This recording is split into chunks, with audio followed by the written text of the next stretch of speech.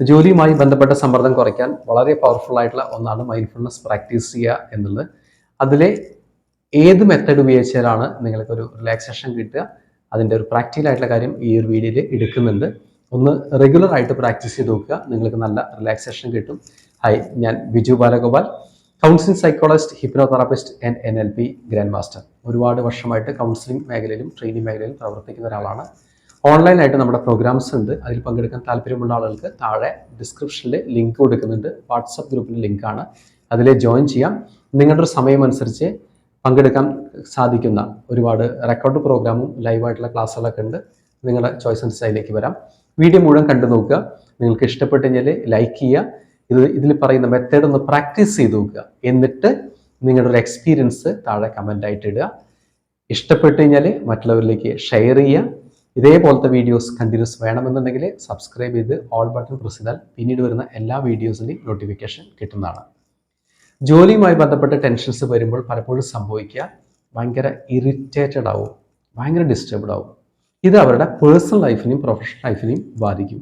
അതുകൂടാതെ ഫാമിലിയെ കൂടി ബാധിക്കും.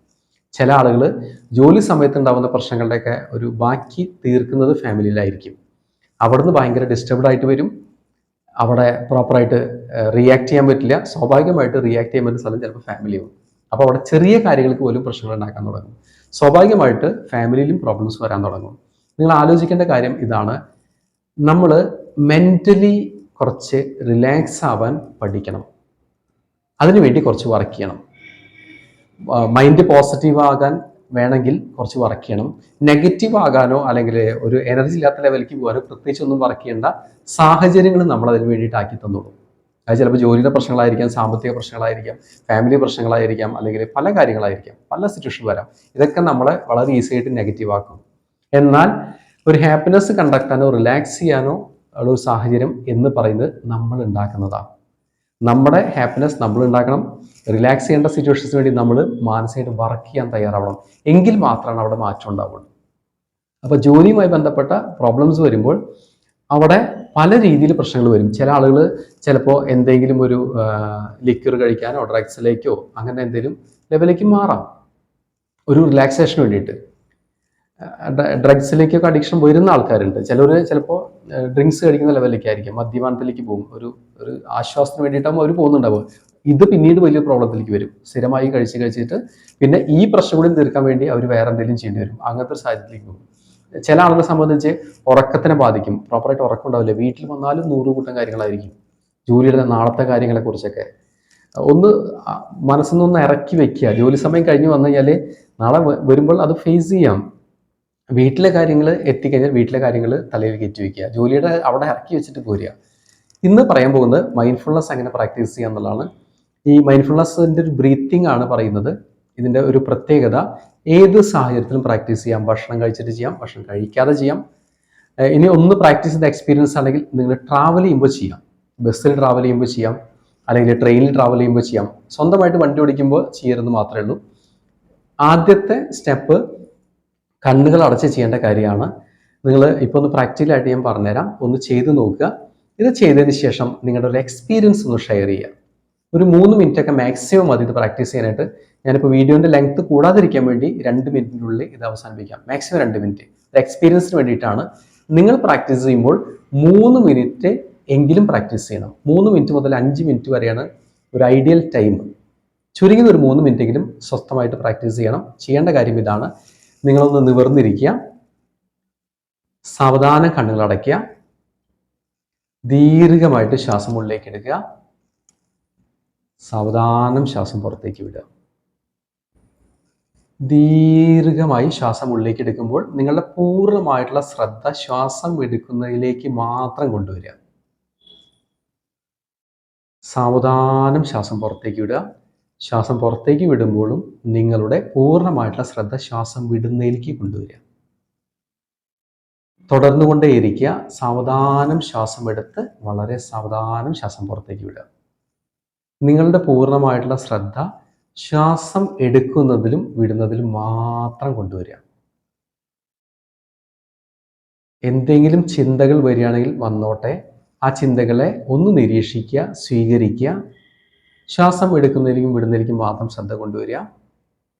എന്തെങ്കിലും ശബ്ദങ്ങൾ കേൾക്കുകയാണെങ്കിൽ കേട്ടോട്ടെ.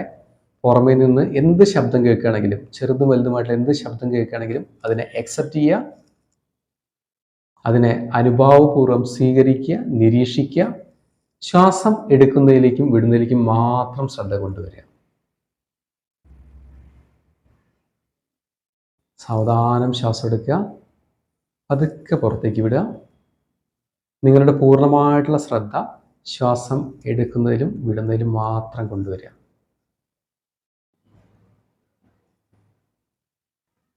ദീർഘമായി ശ്വാസം ഉള്ളിലേക്കെടുത്ത് സാവധാനം ശ്വാസം പുറത്തേക്ക് വിടുക. എന്തൊക്കെ ചിന്തകൾ വരികയാണെങ്കിലും വന്നോട്ടെ, അതിനെ സ്വീകരിക്കുക, ജസ്റ്റ് നിരീക്ഷിക്കുക. നിങ്ങളുടെ ശ്രദ്ധ ശ്വാസം എടുക്കുന്നതിലും വിടുന്നതിലേക്കും കൊണ്ടുവരിക. ഇനി എന്തൊക്കെ ശബ്ദങ്ങൾ കേൾക്കുകയാണെങ്കിൽ കേട്ടോട്ടെ. കേൾക്കുന്ന എല്ലാ ശബ്ദങ്ങളെയും അക്സെപ്റ്റ് ചെയ്യുക, സ്വീകരിക്കുക. നിങ്ങളുടെ പൂർണ്ണമായിട്ടുള്ള ശ്രദ്ധ ശ്വാസം എടുക്കുന്നതിലേക്കും വിടുന്നതിലേക്കും മാത്രം കൊണ്ടുവരിക. മനസ്സിനെ ബ്രീത്തിങ്ങിലേക്ക് മാത്രം ഫോക്കസ് ചെയ്യാൻ വേണ്ടി ശ്രമിക്കുക. ശ്വാസം എടുക്കുന്നതിലും വിടുന്നതിലേക്കും മാത്രം ശ്രദ്ധ കൊണ്ടുവരിക. തുടർന്നു കൊണ്ടേയിരിക്കുക. ഇനി സാധാരണ ശ്വാസത്തിലേക്ക് വരിക. 1 മുതൽ 3 വരെ എണ്ണുന്ന സമയത്ത് സാവധാനം കണ്ണുകൾ തുറക്കാവുന്നതാണ്. 1, 2, 3. സാവധാനം കണ്ണുകൾ തുറന്ന ശേഷം നിങ്ങളുടെ ഒരു എക്സ്പീരിയൻസ് താഴെ ഷെയർ ചെയ്യുക. നിങ്ങൾക്ക് എന്താണ് ഫീൽ ചെയ്തത് എന്ന് നോക്കുക. എന്തും ആയിക്കോട്ടെ അതിനെ അക്സെപ്റ്റ് ചെയ്യുക. ഇത് സ്ഥിരമായിട്ട് പ്രാക്ടീസ് ചെയ്യുക. വളരെ അമേസിംഗ് ആയിട്ടുള്ള റിസൾട്ട് കിട്ടും. ഇനി നിങ്ങൾ ജോലി സ്ഥലത്തേക്കാണെങ്കിൽ നിങ്ങൾ കണ്ണുകൾ അടച്ചിരുന്ന് പ്രാക്ടീസ് ചെയ്യണമെന്നില്ല. ഒരു 2 മിനിറ്റ് 3 മിനിറ്റ് കിട്ടുന്നുണ്ടെങ്കിൽ നിങ്ങൾ ജസ്റ്റ് ഒന്ന് ഇരിക്കുക. നിങ്ങൾ ശ്വാസം എടുക്കുക, പതുക്കെ ശ്വാസം പുറത്തേക്ക് വിടുക. ശ്വാസം എടുക്കുന്നതിലും വിടുന്നതിലും മാത്രം ശ്രദ്ധയെ കൊണ്ടുവരിക. അങ്ങനെ വരുമ്പോൾ നിങ്ങൾക്കൊരു റിലാക്സേഷൻ കിട്ടും. റെഗുലർ പ്രാക്ടീസ് ചെയ്തെങ്കിൽ മാത്രമേ ഇതിൻ്റെ റിസൾട്ട് കിട്ടുള്ളൂ. ഒരു തവണ ചെയ്തുകൊണ്ട് ഒരു ചേഞ്ച് ഫീൽ ചെയ്യും. എന്നാൽ നിങ്ങളിത് പ്രാക്ടീസ് ചെയ്യുന്ന ഒരു 2 ആഴ്ച 1 മാസം കഴിയുമ്പോൾ ഭയങ്കര ഒരു ചേഞ്ച് ഫീൽ ചെയ്യും.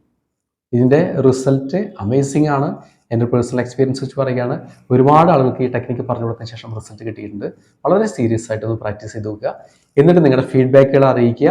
ഒപ്പം നിങ്ങൾക്ക് ഈ ഒരു കമ്മ്യൂണിറ്റിയിലേക്ക് ജോയിൻ ചെയ്യാൻ താല്പര്യമുണ്ടെങ്കിൽ ഓൺലൈനായിട്ട് നിങ്ങളുടെ സമയം അനുസരിച്ച് ഏതെങ്കിലും ക്ലാസ്സിൽ പങ്കെടുക്കണം എന്നുണ്ടെങ്കിൽ താഴെ ലിങ്ക് കൊടുക്കുന്നുണ്ട്. വാട്സപ്പ് ഗ്രൂപ്പിൻ്റെ ലിങ്കാണ്, അതിലേക്ക് ജോയിൻ ചെയ്യാം. I wish you all the best.